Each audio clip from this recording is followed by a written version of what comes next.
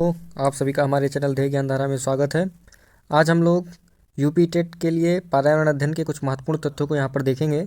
जैसा कि UP TET exam 2021 कुछ ही दिनों में होने वाला है, तो दूसरी डेट भी उसकी आ चुकी है, नई डेट, नई एग्ज़ाम तिथि। तो इसी क्रम में हम पर्यावरण अध्ययन के जितने भी महत्वपूर्ण तथ्य हो सकते हैं वह सब एक जगह पर लाकर यहाँ पर आप लोगों के सामने प्रस्तुत कर रहे हैं। तो आप लोग इस वीडियो को लास्ट तक देखिएगा, और अगर आप इस चैनल पर नए हैं तो हमारे इस चैनल ध्येय ज्ञानधारा को सब्सक्राइब करिए और अपने दोस्तों के साथ शेयर करिए और इस वीडियो को अंत तक देखिएगा।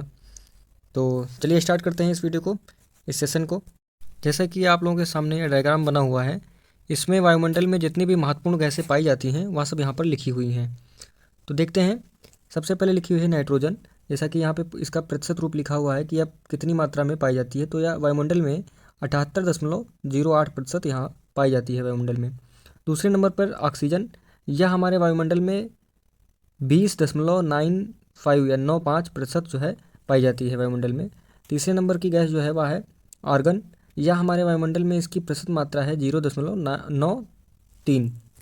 और फिर कार्बन डाइऑक्साइड, इसकी मात्रा है 0.036% और नियान 0.002%। फिर आती है हीलियम, जो कि ना के बराबर है, इसकी मात्रा होती है 0.0005%। तो यहाँ से यह एक चीज़ स्पष्ट हुई कि अगर हमारे वायुमंडल में पूछा जाए कि सबसे अधिक किस गैस की मात्रा है, तो वह है 78.08%, जो कि नाइट्रोजन की मात्रा है। दूसरे नंबर की अगर जो पूछ लिया जाए या किसी क्रम में रख लिया जाए कि आप घटते क्रम में या बढ़ते क्रम में वायुमंडल में गैसों की मात्रा बताइए, तो यह सीरियल वाइज यहाँ पर यह महत्वपूर्ण हो जाता है, ये चीज़ देखना। तो दूसरे नंबर की गैस है वह हो जाती है ऑक्सीजन, जो कि 20.95% है। कहीं कहीं पर यह प्रतिशत 21% के रूप में लिखा होता है, तो ये चीज़ ज़रूर ध्यान रखिएगा। 21 दशमलव के रूप में भी लिखा रहता है। तो एक्चुअल जो रहता है, जो सही इसकी मात्रा है वायुमंडल में, वह 20.95% ही है। और आर्गन के लिए अगर जो देखते हैं तो यह कहीं कहीं पर 1% के रूप में भी लिखा रहता है, 1% के रूप में। तो यहाँ पे कंफ्यूज मत होइएगा। फिर अगला देखते हैं, पर्यावरण संरक्षण से कुछ महत्वपूर्ण अधिनियम हैं, वो यहाँ पर हम लोग देखेंगे। जैसे कि यहाँ पे लिखा हुआ है NGT, इसका फुल नेम है नेशनल ग्रीन ट्रिब्यूनल, जिसको हिंदी में राष्ट्रीय हरित न्यायाधिकरण कहते हैं। इसकी स्थापना कभी कभी पूछ लेता है, तो इसकी स्थापना हुई थी 18 अक्टूबर 2010 को भारत सरकार के द्वारा इसकी स्थापना की गई थी। और किस लिए इसकी स्थापना की गई थी, तो पर्यावरण बचाव एवं संरक्षण, वन संरक्षण के लिए, वनों के लिए और अन्य प्राकृतिक संसाधनों के लिए। फिर अगला देखते हैं दोस्तों, यह अधिनियम बहुत ही महत्वपूर्ण है। जैसे कि पर्यावरण संरक्षण अधिनियम 1986, ध्यान रखिएगा, पर्यावरण संरक्षण जो अधिनियम आया था वह 1986 भारत में लागू हुआ था, संपूर्ण भारत में। और इसके अन्य नाम जो है यह कई बार पूछा गया है, अन्य परीक्षाओं में, यूपी पीसीएस में तो कई बार पूछा गया, यूपी टेट में भी पूछा गया, अन्य परीक्षाओं में भी यह पूछा गया है प्रश्न। तो पूछा जाए कि छाता विधान किसका उपनाम है, या छाता विधान को किस अन्य नाम से जाना जाता है, या पर्यावरण संरक्षण अधिनियम 1986 को किस उपनाम से जाना जाता है, तो वह होगा छाता विधान। पर्यावरण संरक्षण अधिनियम 1986 और छाता विधान दोनों याद रखिएगा। इस अधिनियम का पारित करने का उद्देश्य दोस्तों था कि जो संयुक्त राष्ट्र संघ में प्रथम मानव पर्यावरण सम्मेलन हुआ था, उनके निर्णयों को सही रूप से क्रियान्वित करना। अच्छा, संयुक्त राष्ट्र संघ का प्रथम मानव पर्यावरण सम्मेलन कब हुआ था? वह हुआ था 1972 में, स्टॉकहोम में आयोजित हुआ। यह भी कई बार पूछा गया क्वेश्चन है। फिर अगला देखते हैं दोस्तों, अगला आता है नेरी, NEERI। यह भी कई बार पूछा गया, यूपी टेट में पूछा गया है। तो इसका पूरा नाम क्या रहता है? राष्ट्रीय पर्यावरण अभियांत्रिकी शोध संस्थान। इसका मुख्यालय, हेड ऑफिस इसका नागपुर महाराष्ट्र में है, और इसकी स्थापना हुई थी 1958 में। इसका जो प्रारंभिक नाम था, जो सबसे पहले इसका नामकरण हुआ था, वह था केंद्रीय लोक स्वास्थ्य इंजीनियरिंग शोध संस्थान।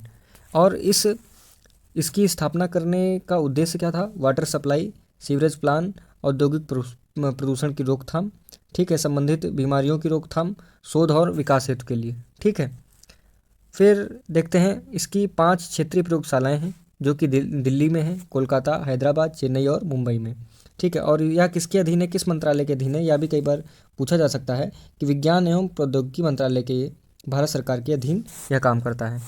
फिर अगला देखते हैं, अगला है कि राष्ट्रीय पर्यावरण प्राधिकरण, NEA, तो इस राष्ट्रीय पर्यावरण अपीलीय प्राधिकरण इसका दूसरा नाम हो गया, नया नाम इसका चेंज करके हो गया था पूरा नाम।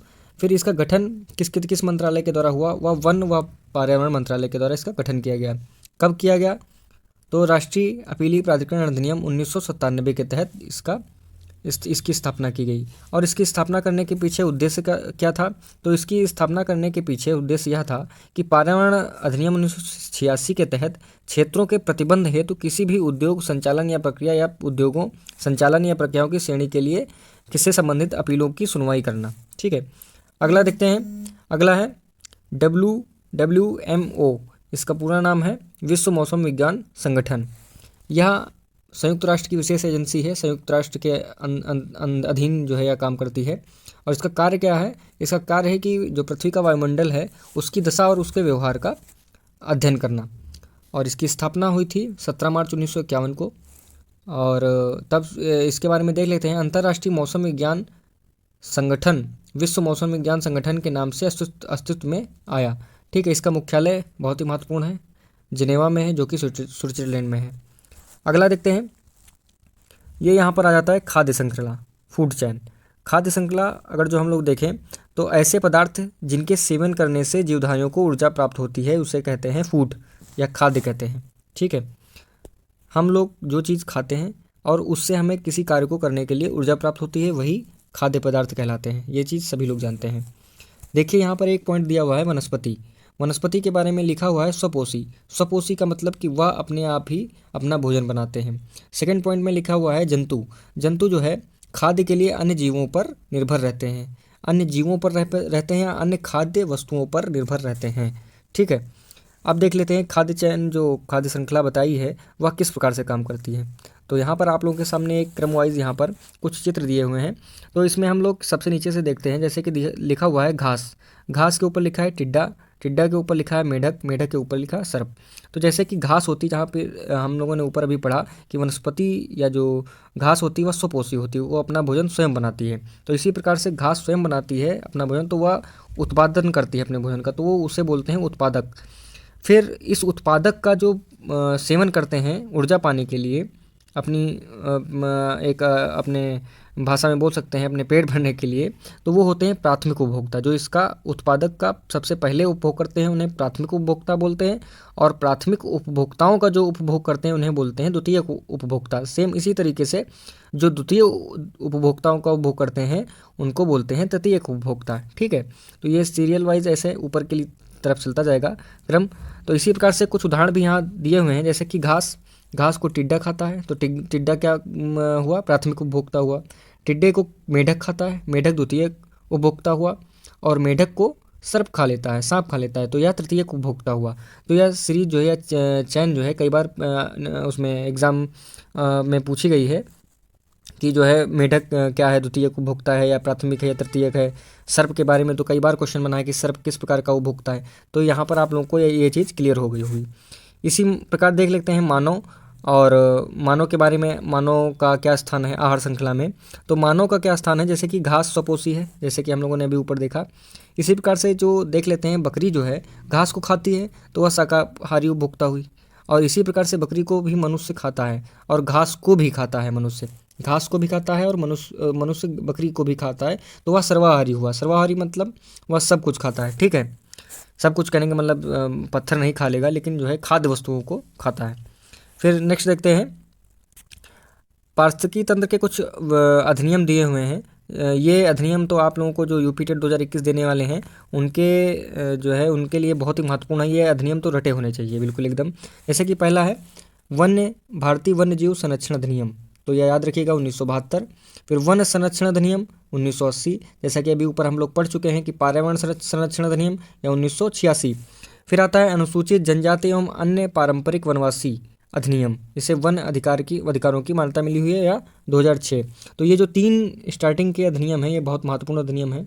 ये आपको देख लीजिएगा 101% इनमें से अधिनियमों में से एक प्रश्न जो है आपको यूपी टेट 2021 में अवश्य मिलने वाला है। तो ये ध्यान दे लीजिएगा 1972, 1980 और 1986। और कुछ रहता है जैसे कि विश्व बाघ संरक्षण अधिनियम और इस टाइप से जो पशु संरक्षण अधिनियम, वह भी आप लोगों को मैं करा दूंगा लास्ट में, वहाँ से भी क्वेश्चन कई बार बने हैं। फिर देखते हैं नेक्स्ट, जैव विविधता शब्द का प्रयोग, जो जैव विविधता शब्द है उस वह कहाँ से आया है, उसका प्रयोग सबसे पहले किसने किया है? तो ये जो दासमैन नाम लिखा हुआ है, रेमंड एफ दासमैन, इन्होंने बायोलॉजिकल डाइवर्सिटी का सबसे पहले प्रयोग किया था अपनी एक पुस्तक में, a different kind of country में इन्होंने सबसे पहले इस शब्द का, इस वर्ड का प्रयोग किया था। वहीं से जैव विविधता जो है शब्द माना गया है। इसी जैव विविधता शब्द को जो बायोलॉजिकल डाइवर्सिटी है, इसी शब्द को जो रोसेन थे, W.G. रोसेन, इन्होंने इसको परिवर्तित करके कर दिया बायोडाइवर्सिटी। किसको परिवर्तित करके? जो इन्होंने बायोलॉजिकल डाइवर्सिटी दिया था दासमैन ने, इन्होंने इनके शब्द को परिवर्तित करके बायोडाइवर्सिटी के रूप में सर्वप्रथम प्रयोग किया था। ठीक है, दो चीज़ें समझ में आ गई, दोनों नाम याद रखिएगा। बायोलॉजिकल डाइवर्सिटी किसने प्रयोग किया था? नाम दासमैन ने, और बायोडाइवर्सिटी ये रोसेन ने। ठीक है, अगला देखते हैं। नेक्स्ट है जैव विविधता एवं संकटापन्न जातियाँ। जैसे कि यहाँ पर पहला पॉइंट दिया हुआ है डिक्लोफिनेक सोडियम, ये यूपी पीसीएस से लगाकर प्रत्येक एग्जाम में पूछा गया है। यूपी के तो सीटेट में भी पूछा गया, यूपी टेट में भी पूछा गया, यूपी पीआरटी में भी पूछा गया। तो डिक्लोफिनेक सोडियम दोस्तों ये जो है एक प्रकार की दवा है, दर्द निवारक और बुखार का इलाज करने वाली दवा है, जो कि मेन रूप से पशुओं को दी जाती है। जैसे कि इस दवाई का सेवन कोई पशु कर रहा है या किसी बीमार पशु को ये दवाई दी गई है, उसी इलाज के दौरान उस पशु की मृत्यु हो जाती है, वह पशु मर जाता है। तो मैक्सिमम होता क्या था कि पशु जब मर जाते थे तो उनको किसी खुला स्थानों में, खेतों में, कहीं पर जो है उनको ऐसे ही सड़ने दिया जाता था। तो उससे होता क्या था, गिद्ध जो थे, गिद्ध आते थे, उस पशुओं का मांस खाते थे। मांसों को जब वो खाते थे तो वो जो ये डिक्लोफिनेक सोडियम जो मेडिसिन थी, या इस मेडिसिन का सेवन पशु करके मर गए थे, तो उनके शरीर में तो रही थी ये दवाई तब तक। तो इससे होता क्या था, उसका सेवन करके, एक मिनट रुकेगा, इसका सेवन करके गिद्धों जब इनका सेवन करते थे वो पशुओं का, तो गिद्धों के अंदर वो दवाई भी उस खाद्य पदार्थ के रूप में चली जाती थी। पशुओं का मांस खाते थे गिद्ध, तो इसका सेवन करने से गिद्धों की अचानक मृत्यु होना स्टार्ट हो गई, और 30 दिन के अंदर जो है गिद्धों की मृत्यु हो गई। इसका दुष्प्रभाव कहाँ कहाँ देखने को मिला? इसका दुष्प्रभाव भारत, नेपाल और पाकिस्तान में देखने मिला, जिससे 8.5 करोड़ जो है गिद्धों की मृत्यु भी हो गई थी। देख लिए कि इतनी बड़ी संख्या में गिद्धों की मृत्यु हुई थी। तो प्रश्न यहाँ से कैसे बनेगा? प्रश्न बनता है कि इन ऑप्शन, जैसे कि आपको 4 ऑप्शन दे दिए जाएंगे, पूछेगा निम्नलिखित विकल्पों में से किस मेडिसिन के द्वारा या किस औषधि के द्वारा गिद्धों की मृत्यु हुई, इस प्रकार से दिया जा सकता है। या किस दर्द निवारक दवाई की वजह से गिद्धों की मृत्यु हुई, तो इस प्रकार से आप ध्यान रखिएगा, डिक्लोफिनेक सोडियम। फिर नेक्स्ट देखते हैं Indian flying fox. Indian flying fox क्या है? यह एक चमगादड़ों की प्रजाति है, जो कि बांग्लादेश, चीन, भारत, मालदीव, नेपाल, पाकिस्तान और श्रीलंका आदि में पाई जाती है। इसका अन्य नाम है ग्रेटर इंडियन फ्रूट बैट। तो ये 2 नाम याद रखने हैं, ग्रेटर इंडियन फ्रूट बैट और इंडियन फ्लाइंग फॉक्स, ये दोनों नाम है चमगादड़ों की प्रजाति के।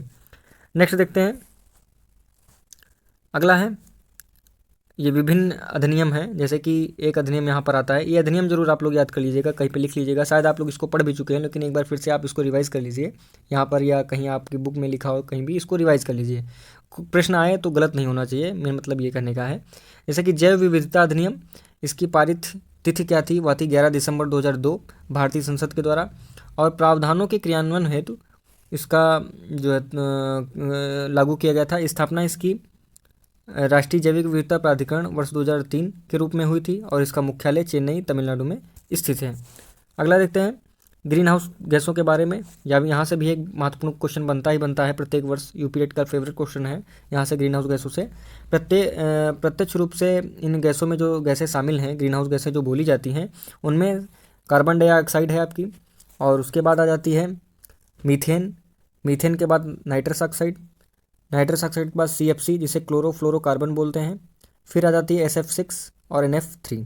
ठीक है, नाइट्रस ऑक्साइड को लाफिंग गैस भी कहते हैं, N2O, और मीथेन तो आप लोग जानते ही हैं, CH4, और कार्बन डाइऑक्साइड CO2। अप्रत्यक्ष रूप से जो शामिल हैं इसमें वह है nitrogen oxide, carbon monoxide, non methane volatile organic compounds तथा सल्फर डाइऑक्साइड। अगला देखते हैं कुछ महत्वपूर्ण तथ्य हैं यहाँ पर। भोपाल गैस दुर्घटना, जो भोपाल गैस त्रासदी हुई थी, वह हुई थी 3 दिसंबर 1984, या डेट और सन आप याद रखिएगा, 3 दिसंबर 1984। इसका कारण क्या था भोपाल गैस दुर्घटना का? वह गैस थी मिथाइल आइसोसाइनेट का रिसाव। मिथाइल आइसोसाइनेट गैस के रिसाव से वहाँ हजारों लोगों की संख्या में लोगों की मृत्यु हो गई थी। मिथाइल आइसोसाइनाइड का गैस का प्रयोग किया जाता है किस चीज़ में?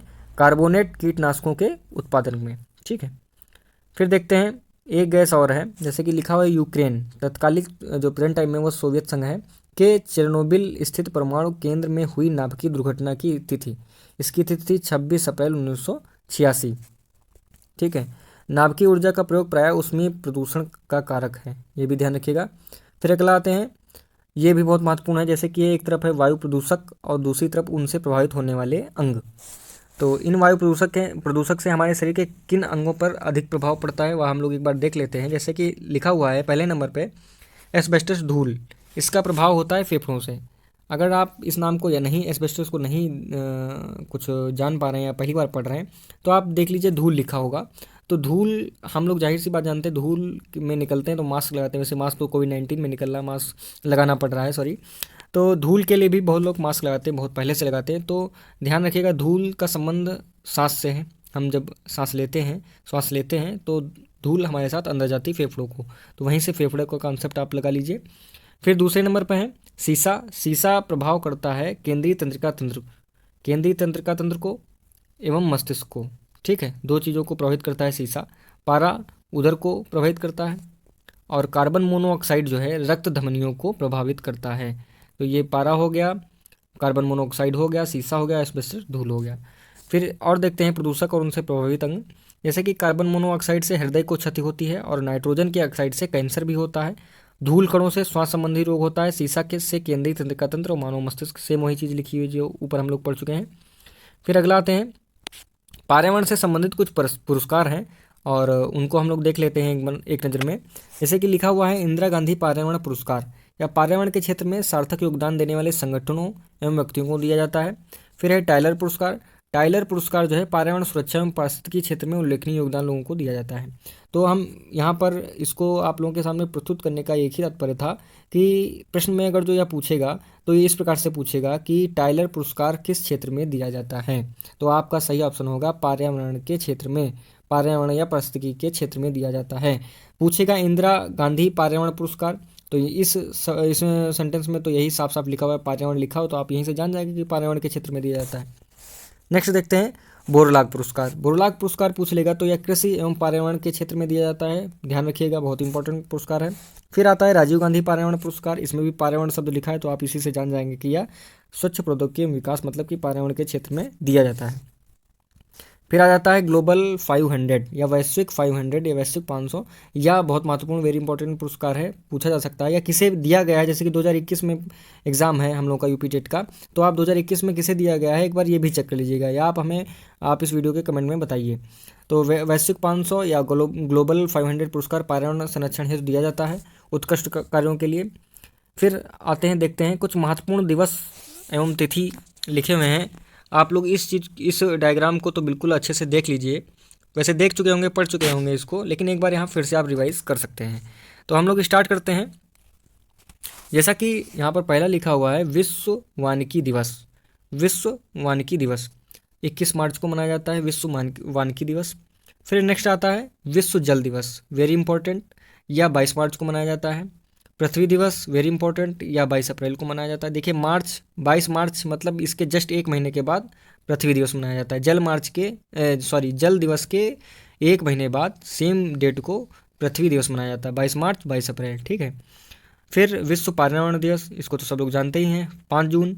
जैव विविधता दिवस या 22 मई को मनाया जाता है। ओजोन दिवस 16 सितंबर को मनाया जाता है। विश्व पर्यावरण दिवस या अक्टूबर के प्रथम सोमवार को मनाया जाता है। विश्व पशु दिवस यह 4 अक्टूबर को मनाया जाता है। विश्व खाद्य दिवस वेरी इंपॉर्टेंट, विश्व खाद्य दिवस 16 अक्टूबर को मनाया जाता है। और विश्व शौचालय दिवस 19 नवंबर को मनाया जाता है। इनमें से विश्व शौचालय दिवस भी यूपी टेट में पूछा जा चुका है, विश्व खाद्य दिवस भी कई बार पूछा जा चुका है, और ये ओजोन दिवस भी कई बार पूछा जा चुका है, जैव विविधता दिवस भी पूछा जा चुका है, पर्यावरण तो पूछा जा चुका है, पृथ्वी दिवस, जल दिवस, वानिकी दिवस, ये सभी जो है दिवस जो आपके सामने यहाँ दिख रहे हैं सब यूपी टेट के प्रीवियस ईयर में आपने पढ़ा होगा, तो ये सब मिले होंगे। तो इसलिए यूपी टेट के लिए बहुत ही महत्वपूर्ण दिवस हैं ये, इनको एक बार रिवाइज जरूर कर लेना है, आपको याद करके जाना है। नेक्स्ट देखते हैं, आपके सामने कुछ स्थान दिए हुए हैं और वहाँ जो है उन स्थान में कौन सा संस्थान या विभाग है, मुख्यालय है उनका। तो देखिए जैसे कि लिखा हुआ है, पहला भारतीय वन संरक्षण विभाग का मुख्यालय देहरादून, ठीक है। शुष्क वन अनुसंधान संस्थान AFRI ये जोधपुर में है। Institute of would science and technology इसका मुख्यालय है बेंगलुरु में। फिर वर्षा वन अनुसंधान संस्थान या जोरहाट में है, ठीक है। नेक्स्ट है भारतीय वानस्पतिक सर्वेक्षण विभाग, यह आपका कोलकाता में है। Institute of forest genetics and tree breeding इसका कोयम्बटूर में है। राष्ट्रीय पादप आनुवांशिक संसाधन ब्यूरो, यह आपका नई दिल्ली में मुख्यालय है इसका। फिर आ जाता है राष्ट्रीय पर्यावरण अभियांत्रिकी शोध संस्थान, इसका मुख्यालय है नागपुर में। फिर आ जाता है वन अनुसंधान संस्थान, इसका मुख्यालय है देहरादून में। तो आपको ये सभी याद करने हैं, यहाँ पे सीरियल वाइज लिखे हुए हैं, इनसे भी प्रश्न बनता है। फिर नेक्स्ट देखते हैं। नेक्स्ट आ जाता है कुछ शब्द दिए गए हैं और उनसे संबंधित व्यक्तियों का नाम दिया हुआ है सामने, जैसे कि हरित विकास, इसे ग्रीन डेवलपमेंट भी बोलते हैं। इंग्लिश में भी ग्रीन डेवलपमेंट भी करके आपसे पूछ सकता है, तो इसका एडम्स याद रखिएगा, WM एडम्स। हरित विकास शब्द किसने दिया, एडम्स ने। प्राकृतिक कृषि के अन्वेषक कौन है, फुकुओका नाम याद रखिएगा, मसानोबू फुकुओका नाम है। फिर आता है पारिस्थितिकी तंत्र, जैसा कि हम लोग पीछे पढ़ चुके हैं, यह है टांसले, याद रखिएगा। फिर आता है पारिस्थितिकी निस, जिसे निसे भी बोलते हैं, यह ग्रीनले ने इस शब्द को दिया है। ग्रीन हाउस गैसों की संकल्पना जोसेफ फोरियर ने दी। और इकोलॉजी शब्द दिया है अर्नस्ट हैक्कल ने। जैव विविधता दासमैन, जैसा कि हम लोग ऊपर पढ़ चुके हैं। और बायोस्फीयर रिजर्व की संकल्पना दी है एडवर्ड स्वेस ने, ठीक है। नेक्स्ट देखते हैं। नेक्स्ट और जो कि इस वीडियो का, इस सेशन का अंतिम जो यहाँ पे फिगर बना हुआ है, या जो है महत्वपूर्ण अधिनियम है और उनका वर्ष दिया हुआ है, इनको अच्छे से देख लीजिएगा। ये जो सेशन आज का है, इससे आप देखिएगा कम से कम 3 से 4-5 नंबर आपको सेशन दिला के जाने वाला है। आप इसको 1-2 बार अच्छे से पढ़ लेंगे पूरे सेशन को, तो आपको यहाँ से 4 से 5 नंबर, 4 से 5 प्रश्न जो है आपको यूपी टेट 2021 के एग्ज़ाम में अवश्य मिलेंगे। चलिए इसमें देखते हैं। जैसे कि लिखा हुआ है भारतीय वन अधिनियम 1927, याद रखिएगा 1927 में। उसके बाद ये एक इधर देख लीजिएगा, वन नीति जो है, वन नीति एक आई थी 1952 में, दूसरी वन नीति आई थी 1988 में संशोधित होकर। फिर नेक्स्ट देखते हैं, इधर इस साइड में आइए, वन संरक्षण अधिनियम 1980, फिर जैव विविधता अधिनियम 2002, याद रखिएगा। पर्यावरण संरक्षण अधिनियम 1986, फिर वन्य जीव संरक्षण 1972। तो ये वन से संबंधित कुछ महत्वपूर्ण अधिनियम थे, आप लोग इसको याद रखिएगा। तो यह वीडियो लास्ट तक देखने के लिए आप लोगों का बहुत बहुत धन्यवाद। और अगर जो यह वीडियो आपको, यह सेशन आपको अच्छा लगा हो, आपके लिए यूज़फुल हो, तो आप इस वीडियो को अपने दोस्तों के साथ शेयर करिए और इस वीडियो को लाइक कीजिए। अगर आप इस चैनल पर नए हैं तो आप हमारे चैनल को सब्सक्राइब करिए। धन्यवाद।